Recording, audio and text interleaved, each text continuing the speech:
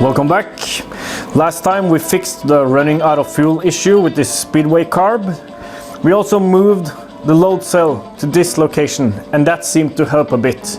And the RPM sensor to the retarder versus having it mounted to the engine, which also seemed to help a bit. We're at the point now where we can either add more timing, pull out fuel, or increase boost. As I'm pretty sure we're running rich and timing is set relatively low, I think we'll start adding boost. That's kind of a safe starting point for adding boost, don't you think? And adding boost is fun. I'll show you my first step in this boost controlling adventure, and we'll test it.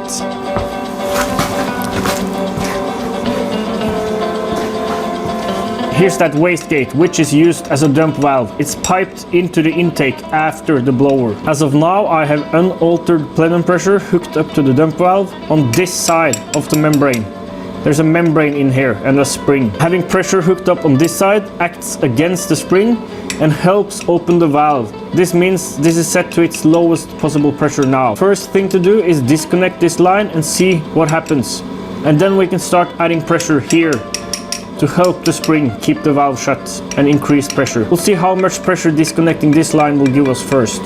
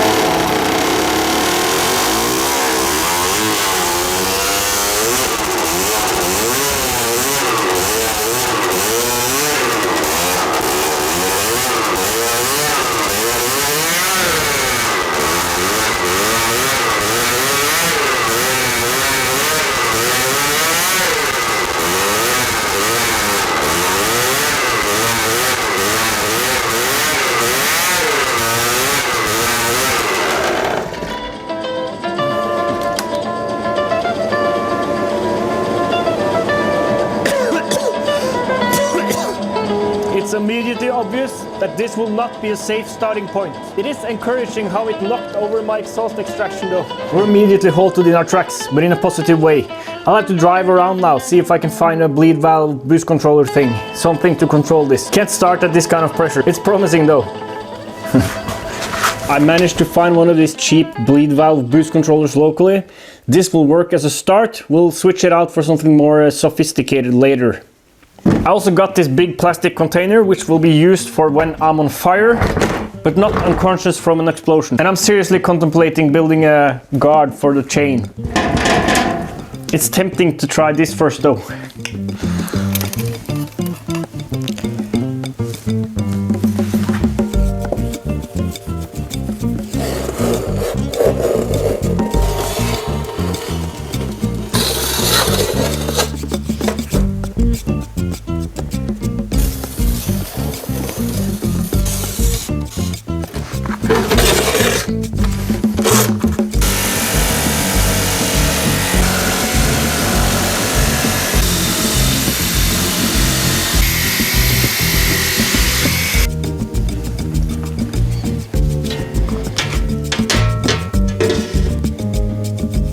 I'm not quite sure what I was thinking here. I was thinking to make room for this to move, but obviously I've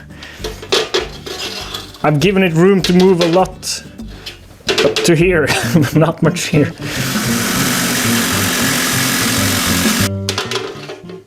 That's more like it.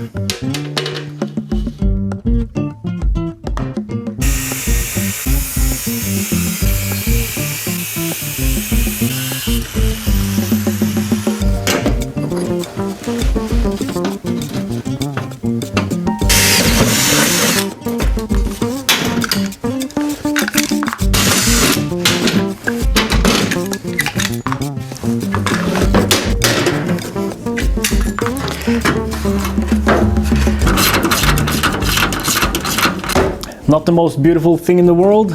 It'll serve its purpose though. Here's that cheap boost controller. Works by bleeding off pressure going to the wastegate, fooling the wastegate into thinking there's less pressure than it really is. There's something weird here though. There's an arrow, and the arrow says arrow points toward wastegate actuator. Okay, so this is towards the actuator.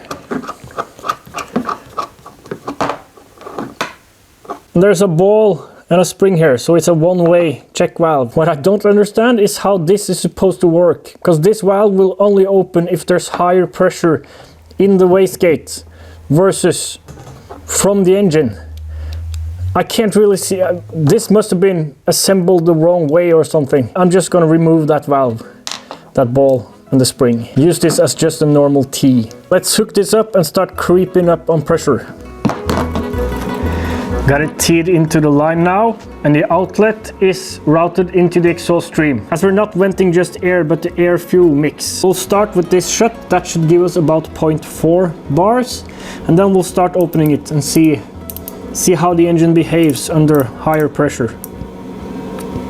I'm running the dyno in hydraulic pump mode now, so it's not using the PID loop. It's just starting. It's starting at 20%.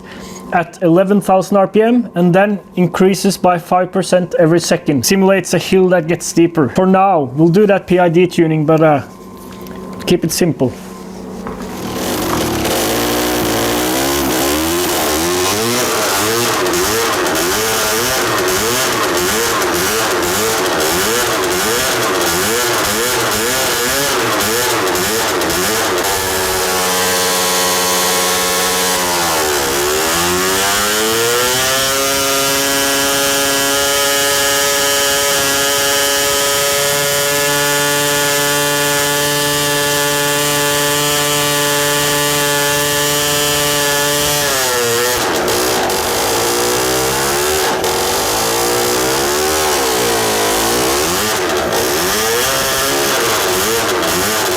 That's at 0.4 bars. I'll start it up again and try increasing pressure. Take it up to say 0.6 or 0.7, and then try doing a run.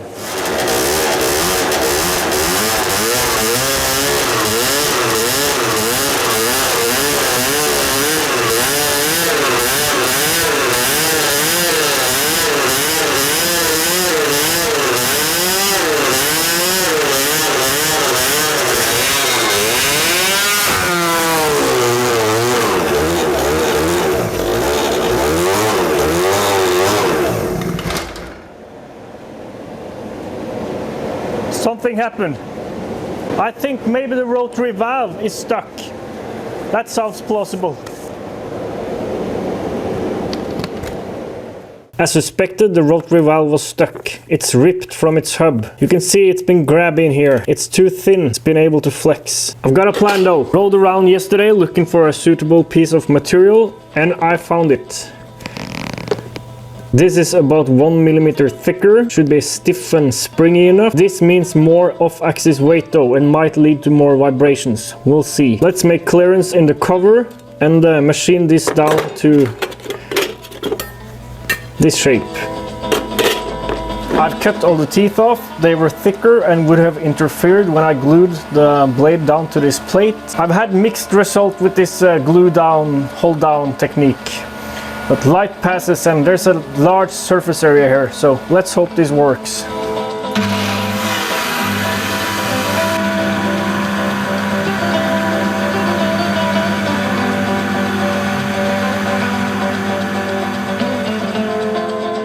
And yet again the glue down vise failed.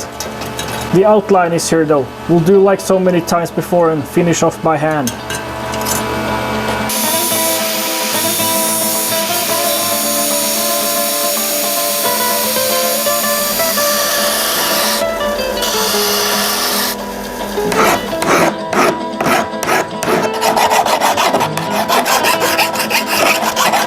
Machining the cover should bring no surprises. It's in a vise so it won't slip. I couldn't get the pulleys off. My Allen key was just slipping in the grub screws. It's Loctited pretty hard in there. Just pack the area around the bearing with some Play-Doh. Should be fine.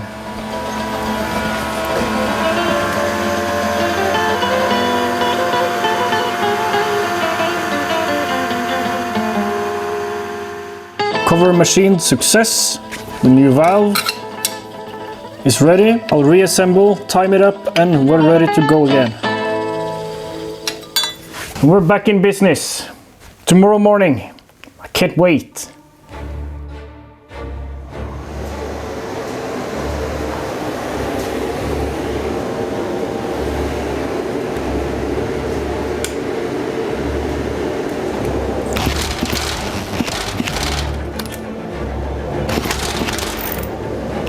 I need both hands, so I'll try to fix the throttle a little bit open.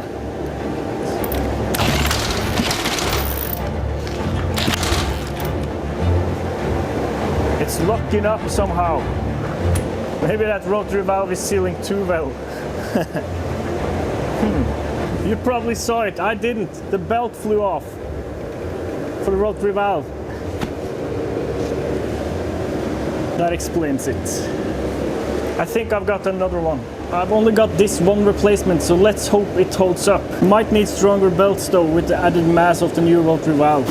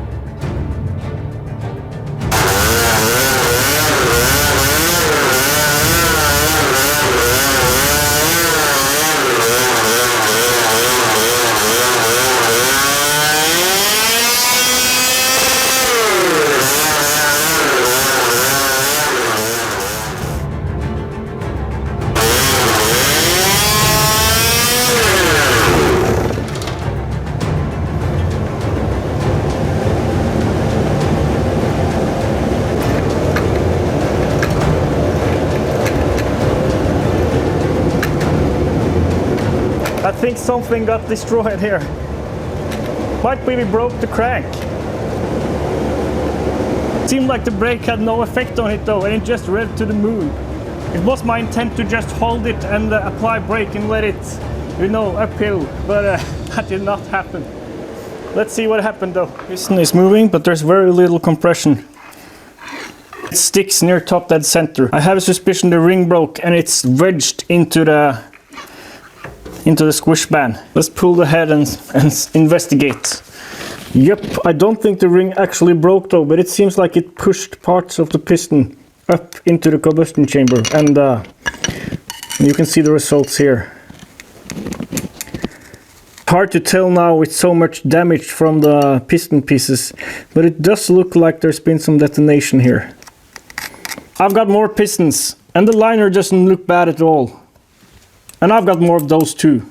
The ring pin is located here, and the bridge between the exhaust and the transfer, that's really small. I'm wondering if I need to relocate the ring pin to here, where there's a much larger or wider area for it to ride in. Might be a good idea.